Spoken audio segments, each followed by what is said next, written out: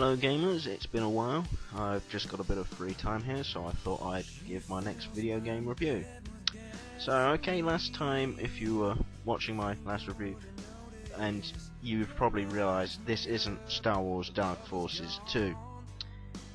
If you were desperately hoping it, I'm sorry, but to be honest, I am absolutely sick of Star Wars at the moment, and I think that dead horse, not the actual series, but my series of reviews has been dragged on long enough.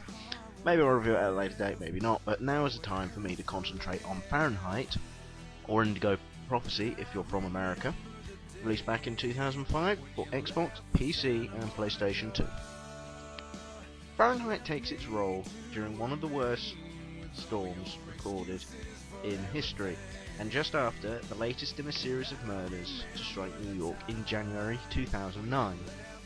You play as Lucas Kane, who has murdered, but believes there has been some suspicious actions behind it. And throughout the course of the game, you will investigate his reasons behind the murder. Besides Lucas, you will control 3 other characters throughout the course of the game.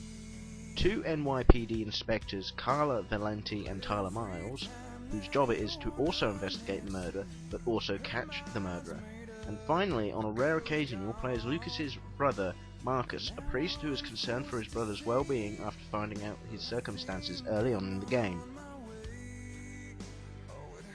The game plays out in 2 different ways. The first is very much like the classic point-and-click games of the 80s and 90s, with you taking control of your character and making them interact with other non-playable characters and objects, finding clues that allow you to progress onto the next stage of the game. At various points in the game, an action segment will be activated and requires you to pass several quick time events to carry on. Depending on how you went about the investigation side of the game, each part of the game has multiple different ways of playing out. For example, in the first part, you can try and hide as much of the incriminating evidence of the murder as possible and make a cool-headed exit from the murder scenes. However, you can also make a panicked bolt for the fire exit as well. Different decisions will affect what is said later on in the game. However, there is still only 3 endings to choose from at the end. Some investigative parts are also on a time limit to get the necessary information or to progress from them. There is some challenge to Fahrenheit, as each character has a mentality bar. Good actions reward you by making it fill up, while bad actions start to empty it. If it empties all the way, your character will forfeit the game by either committing suicide or giving up on their quest. The controls for Fahrenheit couldn't be much simpler. During the investigative side, the left analog stick is used to move your character around, and the right analog stick is used to make selections. Occasionally you'll have to use the trigger buttons to complete tasks that requires a struggle, and the face buttons are only ever used when the character is using a computer to select an item. During the action sequences, the 2 analog sticks are used and are pressed in the corresponding directions that are highlighted on the screen. Fahrenheit is a very good looking game for its time. It's not perfect, and some characters have very square joints, but considering how emotive characters are facially and how good all the backgrounds look, it's hard not to be impressed. The game also comes with an excellent soundtrack from Theory of a Deadman, with a mix of licensed music and composed music by Angelo Badalamenti, or however the hell you pronounce it. It's hard not to enjoy the atmosphere it brings to the game. The voice acting in this game is also first class.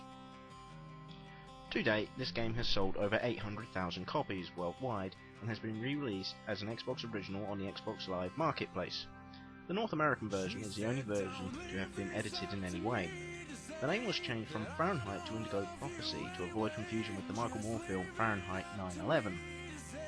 Also, due to the hot coffee scandal, all nude and sex scenes were cut.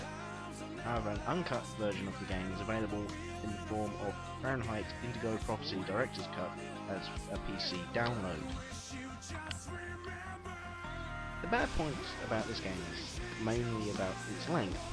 It's extremely short, and although there are multiple scenes that can play out in multiple different ways, remember there is only 3 endings. Therefore, you're not going to want to play out each scene over and over again just to get the different outcomes that can happen. However, when a game on the opening menu says start movie instead of start game, you have to expect that it probably wasn't made to be a full-out game, but more as a visual experience. The game also feels anti-constructive at times, due to the fact that you'll be playing as the murderer and hiding all the evidence, and playing as the police officers who have to find the evidence. It seems a bit pointless at times. The game isn't that hard to complete either, so you'll be breezing through it very quickly. There are quite a few good points though. The game is very simple to play and could be used as an excellent introduction to older gamers who haven't yet had the chance to really get into gaming. The excellent story is so compelling and will keep you involved throughout the entire length of the game. Top-notch voice acting of really Hollywood quality at times. The action scenes can be very entertaining, especially if you actually can concentrate on what directions the analog sticks you need to push and watch at the same time.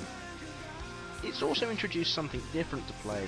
A lot of people will compare this to Shenmue 2, but I would say that this is different from Shenmue. It's only got a very small similarity in the quick time events. The soundtrack is awesome and can contribute to the atmosphere this game delivers very much so. Characters are also very well developed, and that's something very hard to come by in today's video games. Fahrenheit offers something new to play, although probably once it's been completed you may not get the same buzz that you got from playing it first time through. It is an unmissable gaming experience. I would give Fahrenheit 8 out of 10 due to the price at which you can pick it up today. Due to how long it's actually taken me to do this review, I'm not going to say for certain what I'm going to review next. I'll probably do Quantum of Solace, but by the time I actually get round to doing another review, my mind will probably have changed. I could do Grand Theft Auto 4, I may do Halo 3, I may do Lego Batman, I may do Wrecking Crew, so, you know, I'll say for now Quantum of Solace, but when we actually get there, don't be surprised if I change my mind. Until then, I'll see you later.